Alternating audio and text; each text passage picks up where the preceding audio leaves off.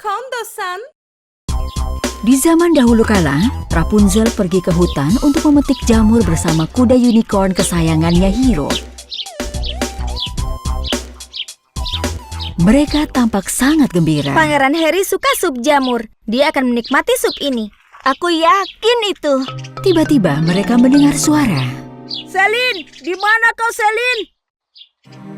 Rapunzel dan Hiro melihat ke sekeliling mereka, mencoba melihat siapa itu. Suara itu berasal dari mana? Lihat itu, ada anak kecil. Ayo kita tanya dia. Rapunzel dan Hiro langsung mendekati anak laki-laki itu. Kau siapa? Siapa yang kau panggil? Kenapa kau sendirian di hutan ini? Namaku Tio, dan aku sedang mencari adikku. Dia hilang di dalam hutan. Jadi adikmu menghilang? Iya, kami sedang memetik buah blackberry dan dia menghilang. Aku sangat takut akan bertemu dengan seorang penebang kayu jahat. Siapa penebang kayu jahat itu? Dia penculik anak-anak. Dia akan menculik anak kecil dan menjual mereka di hutan. Wow, tidak mungkin. Penebang kayu itu pria yang sangat jahat. Dia tinggal di danau lumpur di dalam hutan. Aku takut mungkin dia bertemu adikku dan menculiknya. Selin masih kecil. Rapunzel dan Hiro sangat sedih mendengar cerita Tio. Jangan khawatir, Tio. Kita akan mencari dan menemukan Selin bersama-sama. Mereka pun masuk ke dalam untuk mencari adiknya Tio.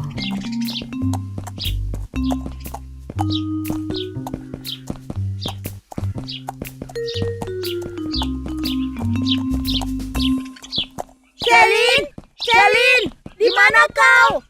Sementara itu, Selin merasa sangat takut. Dia berada di tempat yang asing. Penebang kayu jahat mengambil sebatang kayu, dan saat dia dalam perjalanan ke kabinnya, dia melihat ada gadis kecil menangis sendirian. Hari keberuntunganku. Ada anak kecil sendirian di dalam hutan. Halo, gadis kecil. Apa kau tersesat di hutan? Kau tidak perlu takut kepadaku. Aku akan membantumu. Ayo ikut aku. Kita akan cari keluargamu. Penebang kayu menjebak Selin dengan mengatakan kalau dia akan mengantarnya pulang dan dia membawanya pergi. Ketika dia tiba di kabinnya, dia menahan Selin di gudang, tempat dia menaruh anak-anak lain dan tertawa. Lihat anak-anak, aku bawakan teman baru untuk kalian. Selin kecil menyadari kalau penebang kayu sudah menipunya. Dia sangat takut dan mulai menangis. Rapunzel, Hiro, dan Tio terus mencari Selin di hutan. Selin! Hei, Selin! Kita harus menemukan kabin tempat tinggal si penebang kayu. Iya, Hiro benar. Ayo kita pergi ke danau lumpur. Sementara itu, si penebang kayu jahat sudah dalam perjalanan membawa anak-anak itu ke kota. Aku akan menjualmu ke seorang penyelundup dan mendapat uang banyak.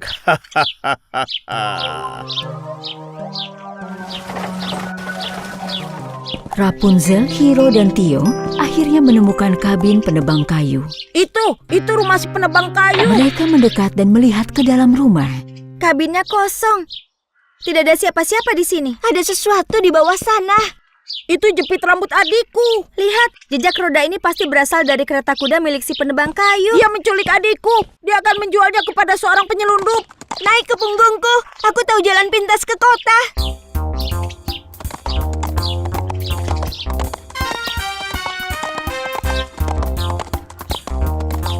Saat Hiro membawa Rapunzel dan Tio lewat ke jalan pintas, mereka melihat si penebang kayu.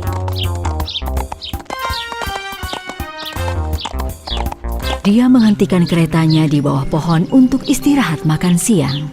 Dia di bawah sana. Dia sedang istirahat makan siang. Aku tidak percaya ini. Kurungan itu berisi anak-anak. Selin ada di sana. Aku bisa melihatnya. Bagaimana caranya kita menyelamatkan mereka? Penebang kayu merasa mengantuk.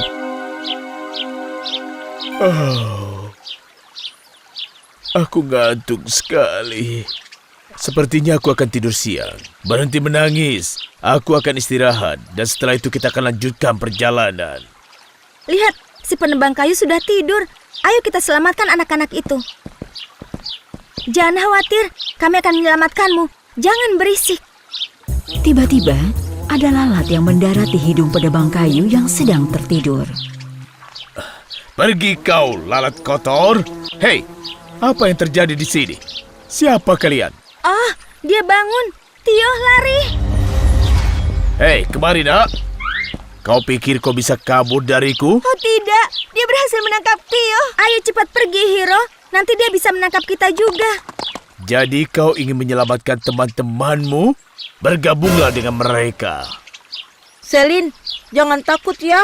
Sekarang aku ada di sini. Kita akan baik-baik saja. Jangan khawatir. Ini hari keberuntunganku. Aku bisa menjual 1 anak lagi. Rapunzel dan Hiro mencoba membuat rencana untuk menyelamatkan anak-anak itu. Apa yang harus kita lakukan, Hiro? Bagaimana cara kita menyelamatkan mereka dari pria jahat itu? Aku punya rencana. Ketika penebang kayu akan melanjutkan perjalanannya, Hiro muncul di hadapannya dan menghentikannya. Hei, kuda bertanduk jelek. Kenapa kau berdiri di sana? Menyingkir dari hadapanku. Sementara itu, diam-diam Rapunzel meletakkan sebatang kayu di roda kereta tanpa diketahui oleh si penebang kayu. Ayo. Akhirnya, kuda aneh itu pergi juga. Tapi keretanya tidak mau bergerak. Kenapa sapa ini tidak mau bergerak?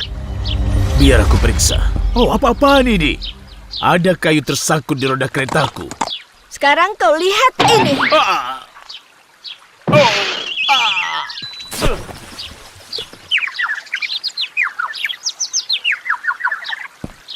Rapunzel, Tio, Selin, kalian selamat. Ayo anak-anak keluar dari kurungan itu. Kalian akan pulang.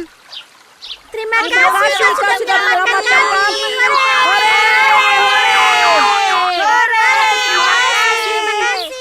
Tio, kau kenal anak-anak ini?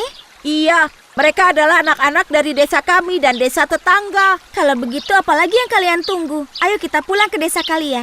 Penebang kayu jahat berteriak karena marah dari sungai tempat dia terjatuh di dalamnya. Anak nakal, lihat saja nanti. Aku akan menangkapmu.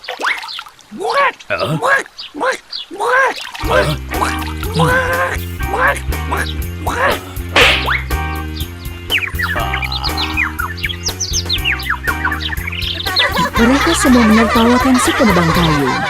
Bahkan si katak juga menertawakanmu.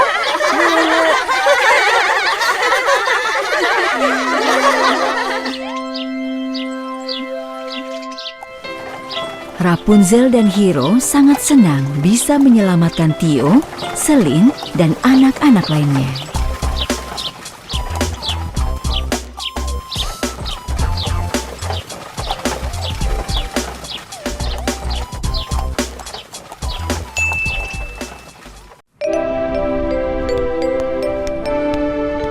Itu adalah hari tahun baru yang dingin dan bersalju. Semua yang berada di jalan berjalan cepat untuk sampai di suatu tempat. Ada yang pergi ke keluarga mereka, ada yang pulang ke rumah mereka yang hangat.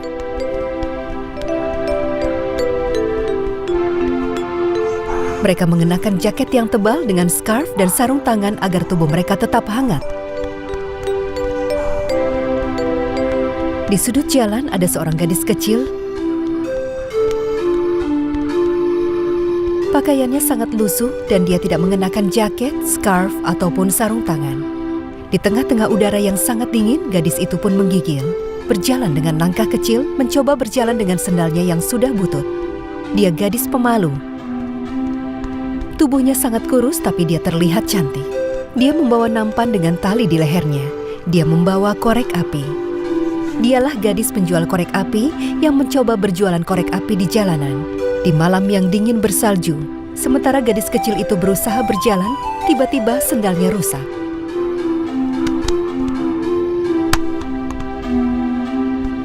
Dia pun mulai menangis dan air matanya bercampur dengan salju. Sekarang apa yang harus kulakukan? Bagaimana caranya aku bisa berjalan telanjang kaki di salju ini? Tidak berdaya, dia terus berjalan.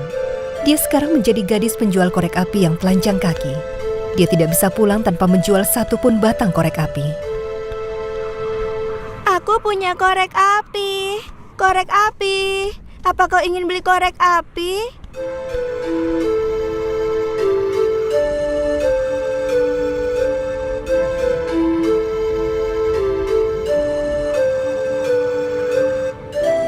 Dia berteduh di sudut jalan, duduk di tanah dengan bajunya menutupi kakinya.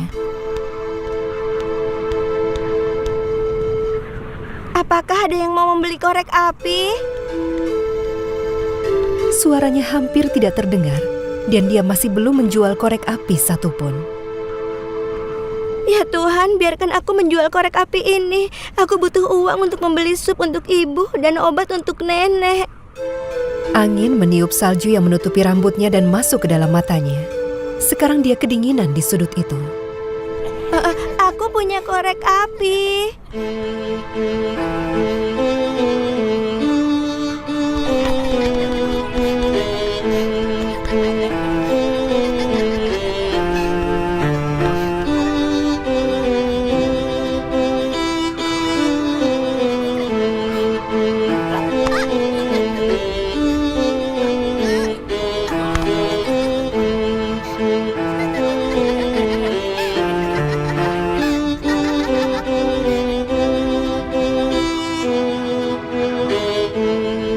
Hanya sedikit orang yang lewat di sana, karena hari sudah larut.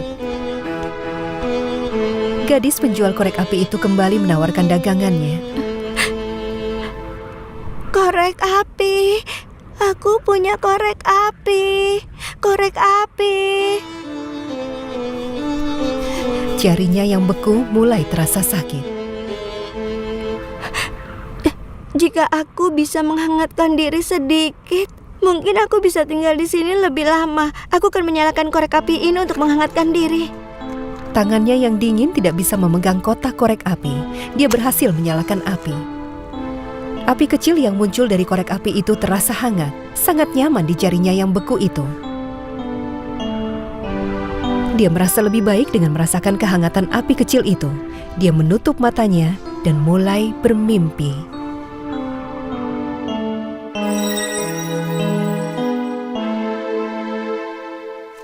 Sekarang aku berada di kamar yang hangat.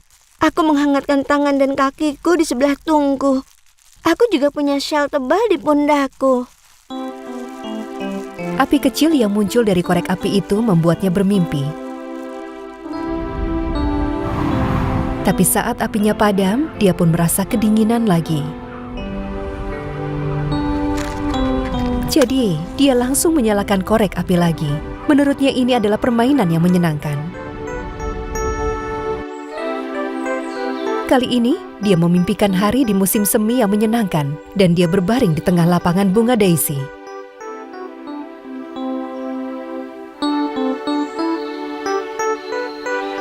Matahari bersinar sangat terang di langit yang membuatnya hangat. Aku akan mengumpulkan beberapa bunga untuk dibawa ke rumah. Saat dia melihat dirinya mengumpulkan bunga, apinya kembali padam. Dia menyalakan korek api lagi. Dan lagi, dan lagi. Tidak ada batasan untuk mimpi yang indah. Dan sekarang, aku melihat meja berisi makanan mewah di depanku. Ada begitu banyak makanan. Aku sangat lapar. Pertama aku akan makan sup, ayam, dan coklat. Oh, dan ada roti juga.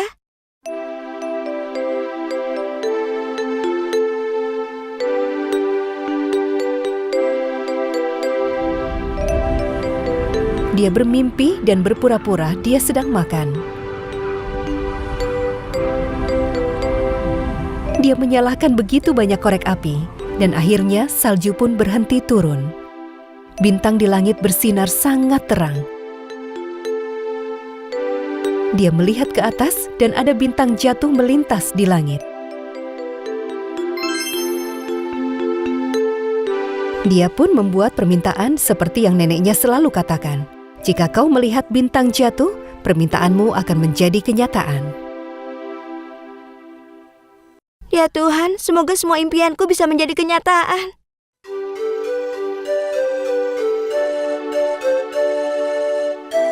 Bergelung di sudut jalanan, dia tertidur. Tapi yang sebenarnya, tubuhnya membeku.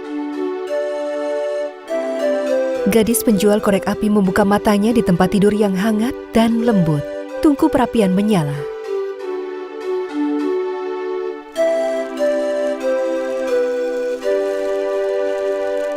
Selamat pagi, gadis kecil. Bagaimana keadaanmu?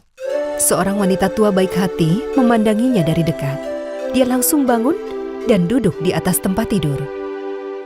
Selamat pagi. Apakah aku bermimpi? Apakah ini nyata? Kau siapa? Aku di mana? Aku melihatmu berada di ujung jalan semalam saat aku berkendara pulang. Ada seorang wanita menangis di sebelahmu. Jadi aku menghampirinya dan dia bilang dia adalah ibumu. Kemudian bersama-sama kita pulang ke rumahku. Ibuku? Oh, kurasa dia khawatir dan pergi mencariku karena aku pergi sampai larut malam. Kami membawamu kemari ke rumahku. Tubuh kecilmu membeku. Aku harus memanggil dokter. Syukurlah aku tidak terlambat.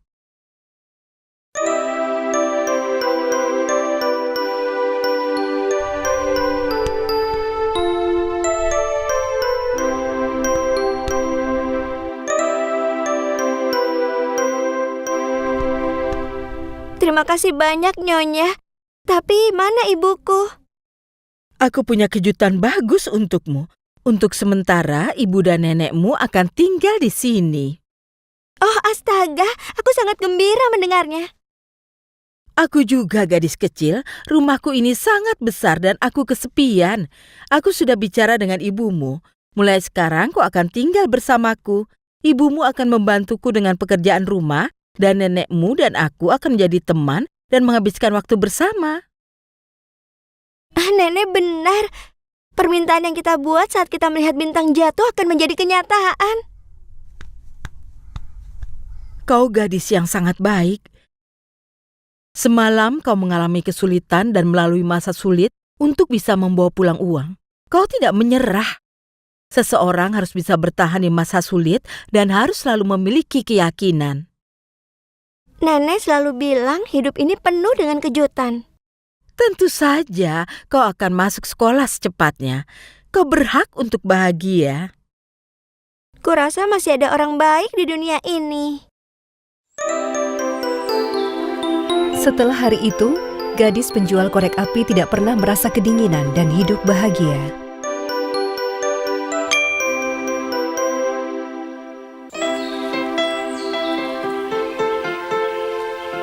Pada zaman dahulu kala, di sebuah hutan yang berada di tempat jauh tinggal keluarga beruang.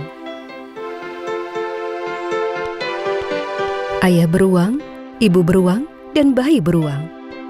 Makanan kesukaan keluarga beruang adalah bubur gandum. Ibu beruang membuatnya setiap hari untuk sarapan. Rasanya lezat dan hangat. Bu, aku lapar. Bisakah kau ambilkan bubur gandumku? Baik sayang, tapi ini masih panas. Kau harus menunggu sebentar baru bisa makan, atau nanti lidahmu bisa terbakar. Baik Bu, kalau begitu ayo kita pergi jalan-jalan supaya kita bisa makan buburnya saat kita pulang nanti. Lagi pula cuaca hari ini sangat cerah. Bagaimana menurutmu? Itu ide yang bagus. Ayo kita pergi jalan-jalan. Ibu, ayah, apa kita boleh bawa bekal madu? Tentu, kenapa tidak? Baiklah, kalau begitu, ikut ayah. Kemudian, keluarga beruang pun pergi jalan-jalan. Di sisi lain hutan itu, ada seorang gadis bernama Goldilocks. Dia memiliki rambut pirang panjang keriting. Gadis kecil itu tinggal bersama orang tuanya. Dia sangat menyukai hutan karena tupai dan kelinci adalah teman-temannya. Orang tuanya sudah memperingatkannya untuk tidak pergi jauh ke dalam hutan, jadi dia hanya bermain di sekitar rumahnya.